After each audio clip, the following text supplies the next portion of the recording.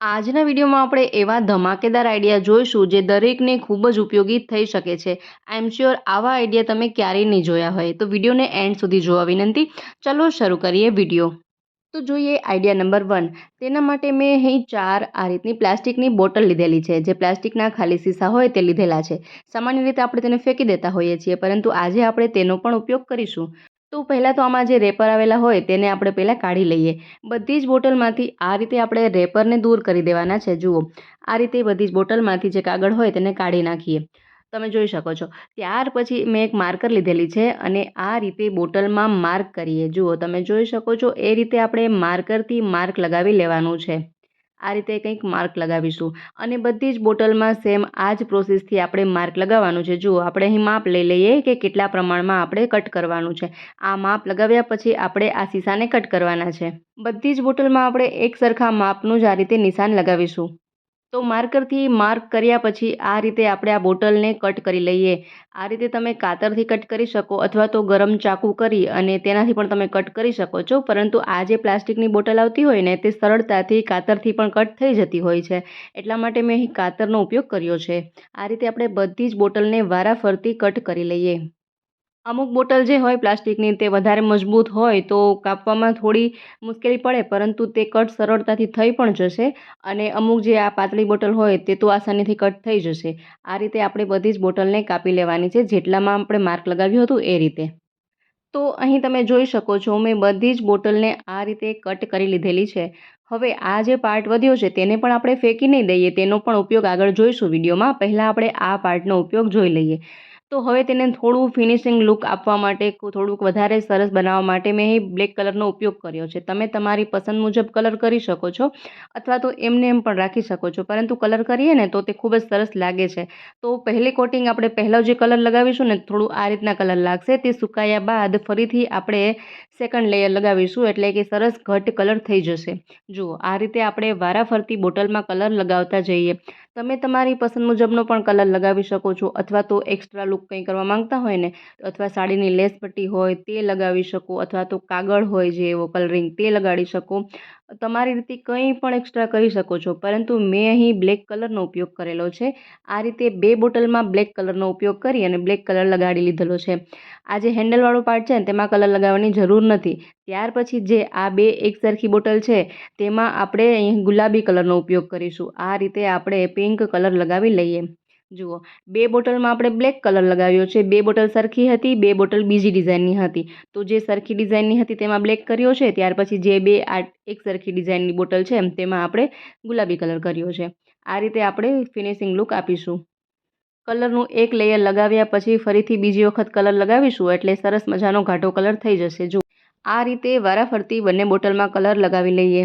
તો અહીં મેં આ બંને બોટલમાં ગુલાબી કલર કરી લીધેલો છે. ત્યાર પછી આમાં તમે કોઈ એક્સ્ટ્રા ડિઝાઇન કરવા માંગતા હોય તો કરી શકો છો. મેં અહીં આ બોટલમાં આ રીતે બ્લેક કલરથી ડોટ ડોટ લગાવ્યા છે, જેથી કે ખૂબ સરસ લાગે. તમે તમારી પસંદ મુજબ પણ ડિઝાઇન કરી શકો છો. જુઓ, આ રીતે આપણે ડોટ ડોટ લગાવી લઈએ. તો બંને જ બોટલમાં આપણે આ રીતે ડિઝાઇન કરી લઈશું. જોઈ શકો છો આ રીતે બંને બોટલમાં મેં બ્લેક ડોટ લગાવી લીધેલા છે.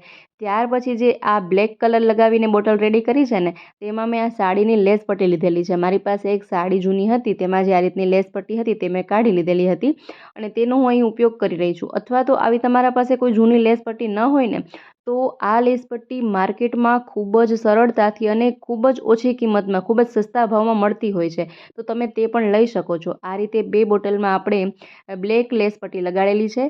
ત્યાર પછી આ 2 બોટલમાં જેમાં ગુલાબી કલર કર્યો છે તેમાં આ રીતે થોડી અલગ ડિઝાઇનની લેસ પટ્ટી લગાડીશું. જુઓ, આ રીતે આપણે બંનેમાં લેસ પટ્ટી લગાડી લઈએ, જેથી કે ખૂબ સરસ લાગી શકે. તમે એમને એમ પણ સિમ્પલ પણ રાખી શકો છો. આ થોડું સરસ અને ફિનિશિંગ લુક આવે તે માટે અહીં આપણે લગાડી રહ્યા છીએ. જુઓ, આ રીતે લગાવ્યા પછી આપણે એક હેંગર લઈશું. આ રીતે હેંગર લેવાનું છે અને આ જે આપણે હેન્ડલવાળો પાર્ટ રાખ્યો છે તેને આ રીતે ફોલ્ડ કરી દઈએ. આ રીતે તમે અંદરની સાઈડ ફોલ્ડ કરી શકો અથવા તો બહારની સાઈડ પણ ફોલ્ડ કરી શકો. ત્યાર પછી મેં અહીં સોય દોરો લીધેલો છે અને આ રીતે સોય દોરાથી આપણે અહીં ટાંકા લગાવી લઈએ. આ રીતે આપણે સિલાઈ કરી લઈએ.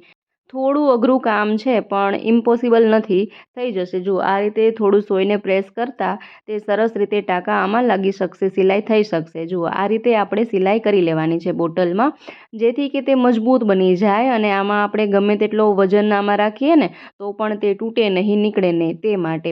અથવા તો તમે ગ્લુ ગનથી પણ ચોંટાડી શકો છો, પરંતુ આ રીતે સિલાઈ કરી લઈએ ને તો તે ખૂબ મજબૂત થઈ જશે. જુઓ આ રીતે આપણે લગાવી લેવાનું છે. ત્યાર પછી બીજી બોટલ લઈએ અને તેમાં પણ આપણે આ રીતે સોય દોરાથી ટાંકા લગાવી લઈએ. પહેલાં આપણે બ્લેક બોટલ લગાવી, ત્યાર પછી આ રીતના ગુલાબી બોટલ લગાવીએ, પિંક બોટલ લગાવીએ. ત્યાર પછી ફરીથી આપણે બ્લેક બોટલ લગાવીશું અને ફરી એક પિંક બોટલ લગાવીશું, એટલે જેથી કે ખૂબ સરસ લાગી શકે. જુઓ હવે ફરીથી આપણે અહીં આ બોટલ લગાવી લઈએ. આ રીતે આપણે સોય દોરાથી ટાંકા લગાવી લઈએ. તમે ફેવિક્વિક પણ ચોંટાડી શકો છો, પરંતુ એ ક્યારે નીકળી જવાનો ડર રહે. પરંતુ આ રીતે જો સિલાઈ કરેલી હોય ને તો તે નીકળે જ નહીં, એ માટે મેં અહીં સિલાઈ કરેલી છે. ચારેય બોટલને આ રીતે આપણે લગાડી લેવાની છે. જુઓ સરસ મજાનું સિમ્પલ એવું એક ઓર્ગેનાઇઝ બનીને રેડી છે. તો ચાલો જોઈએ આનો આપણે શું ઉપયોગ કરી શકીએ છીએ. તો જો તમે આને રસોડામાં રાખવા માંગતા હોય તો આ રીતે રસોડાના જે પણ નાના મોટા વાસણ હોય, ચમચા, ચમચી, ગ્રેટર, આ રીતના ગરણી, જે બધું તમે આમાં રાખી શકો છો. અથવા તો આ રીતે બ્રશ, કોલગેટ વગેરે રાખી શકો છો, અથવા તો આ રીતે તમે સ્ટેશનરીનો સામાન બધું રાખી શકો છો. એ સિવાય તમે તેને કબાટમાં પણ હેંગ કરી શકો છો, જેમાં તમે લિપ લાઇનર, ફેસ વોશ અથવા તો ફેસ ક્રીમ, પાવડર, પછી કંઘી, દાંતિયા કોમ્બ બધું જ રાખી શકો છો. અને તમે આને કબાટમાં પણ રાખી શકો છો. અનેક રીતે આ ઉપયોગી થઈ શકે છે ને, ખૂબ જ સરસ મજાના આઈડિયા.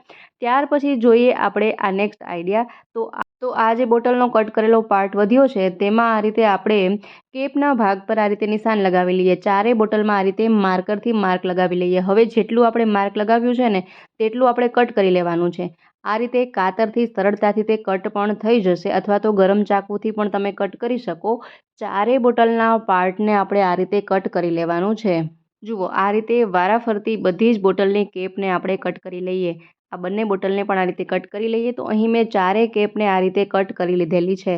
જુઓ ત્યાર પછી આપણે શું કરીશું, આ બે કેપ છે તેને આ રીતે આપણે અહીંથી જોઈન્ટ કરીશું, આ રીતે આપણે અટેચ કરીશું. તેના માટે મેં અહીં ગ્લુ ગનનો ઉપયોગ કર્યો છે. આ રીતે ગ્લુ ગન લગાવી અને બીજી બોટલની કેપ આ રીતે આપણે લગાવી દઈએ. ત્યાર પછી બીજી બોટલની બંને કેપને પણ આપણે આ રીતે ચોંટાડી દઈએ. સરસ મજાનું એવું નાનું એવું ઓર્ગેનાઇઝ બનીને રેડી થઈ જશે. ત્યાર પછી તમે અહીં એક્સ્ટ્રા લુક પણ આપી શકો છો.